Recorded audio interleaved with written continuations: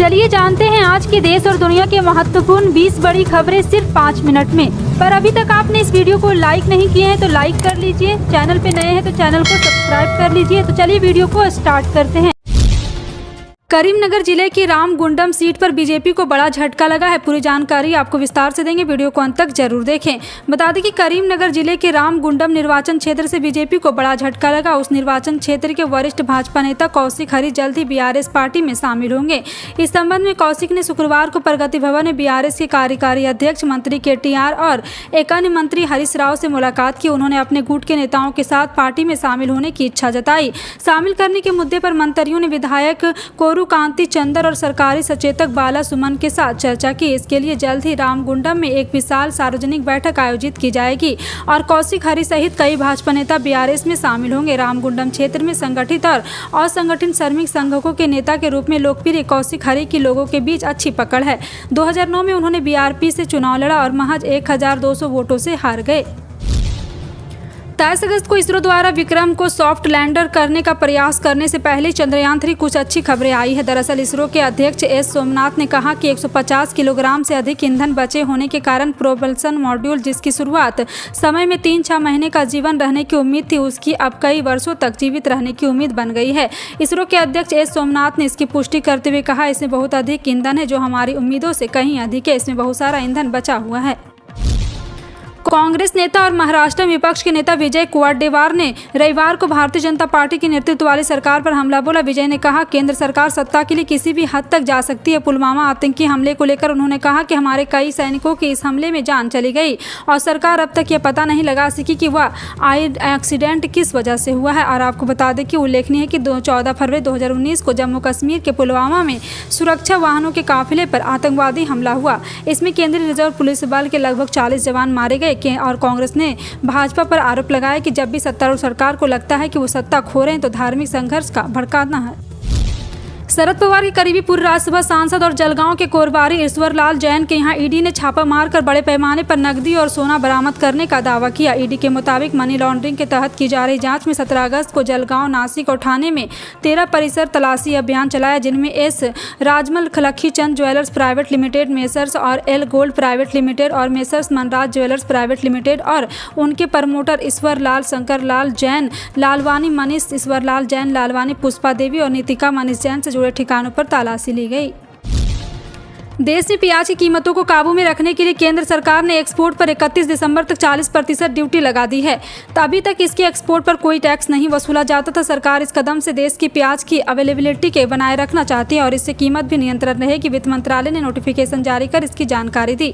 Consumer affair ministry के आंकड़ों के अनुसार प्याज की all India average retail price शनिवार को 30.72 रुपये प्रति किलो थी। अधिकतम कीमत मिजोरम के चंफई में जहां 63 रुपये प्रति किलो में प्याज बिक रहा। न्यूनतम कीमत मध्य प्रदेश के नीमच और बुरहानपुर में जहां प्याज 10 रुपये प्रति किलो बिक रहा है। राष्ट्रीय राजधानी दिल्ली में एक बार फिर अतिक्रमण विरोधी अभियान चलाया गया। इस बार झंडेवालन इलाके में एक मजार और एक मंदिर पर हुए अतिक्रमण को हटाया गया। दिल्ली सरकार के पीडब्ल्यूडी विभाग की ओर से रविवार की सुबह करीब 5 बजे चले बुलडोजर के अतिक्रमण हटा दिया। पीडब्ल्यूडी विभाग की ओर से बताया गया है कि झंडेवालन इलाके में मामा भांजे मजार और पिपलेश्वर मंदिर पर हुए अतिक्रमण पर बुलडोजर की कार्रवाई की गई है। इसके लिए 2 दिन पहले विभाग की ओर से नोटिस दिया गया था, लेकिन अब उसे हटाया गया है। तो रविवार को ऑल सुबह पुलिस और फोर्स की मौजूदगी में से बुलडोजर पर कर दिया गया।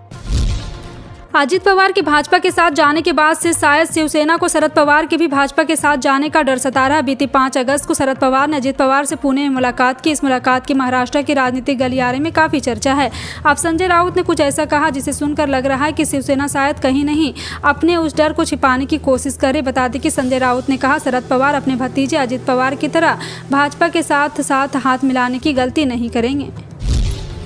जेल में बंद पाकिस्तान के पूर्व प्रधानमंत्री इमरान खान की मुश्किलें कम होने का नाम नहीं ले रही है। सूत्रों से जानकारी मिली कि अब पाकिस्तान की सेना ने इमरान खान को 2 विकल्प दिए हैं। सेना ने कहा है कि या तो आप राजनीति छोड़ दो या फिर मौत की वजह चुन लो। जी हाँ, आपको बता दें कि यहाँ पे ऐसे में पाकिस्तान के पूर्व प्रधानमंत्री इमरान खान के सामने अब सिर्फ 2 विकल्प है। फिलहाल इमरान खान पाकिस्तान के अटक जेल में बंद है। उन्हें तोशाखाना मामले में दोषी ठहराए जाने के बाद 3 साल की सजा सुनाई गई। साथ ही उन पर 5 साल तक के लिए चुनाव लड़ने पर प्रतिबंध भी लगाया गया है।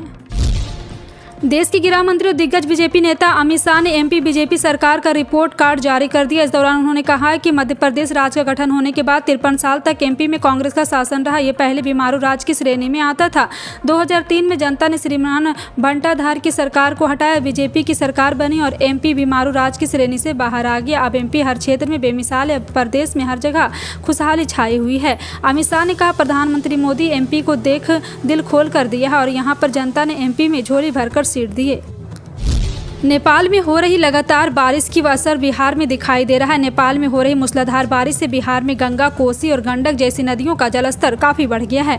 भागलपुर में गंगा नदी का जलस्तर बढ़ता जा रहा है। ऐसे में दियारा इलाके के किसानों को सबसे ज्यादा परेशानियों का सामना करना पड़ रहा है। सैकड़ों एकड़ में लगे किसानों की फसल सब्जियां डूब चुकी है, जिसे किसान समय से पूर्व काट कर अपने पशुओं को खिला रहे हैं। छोटे छोटे बच्चे भी खतरा मोल लेते हुए जुगाड़ के नाव के सहारे खेतों से फसल काट कर ला रहे हैं। किसानों का जनजीवन पूरी तरह से अस्त व्यस्त हो गया। हर वर्ष बाढ़ आने से किसानों को लाखों का नुकसान होता है। नाथनगर, रसीदपुर का दियारा व निचला इलाका जलमग्न है। किसानों को खासा परेशानियों का सामना करना पड़ रहा है। फिलहाल आपका इन सभी खबरों पर क्या कहना है, कमेंट सेक्शन में टाइप करके जरूर बताएं। इसी तरह की पल पल की अपडेट जानने के लिए जुड़े रहें आप अपने NTS न्यूज़ चैनल से। मिलते हैं अगली बड़ी खबर में, तब तक के लिए जय हिंद।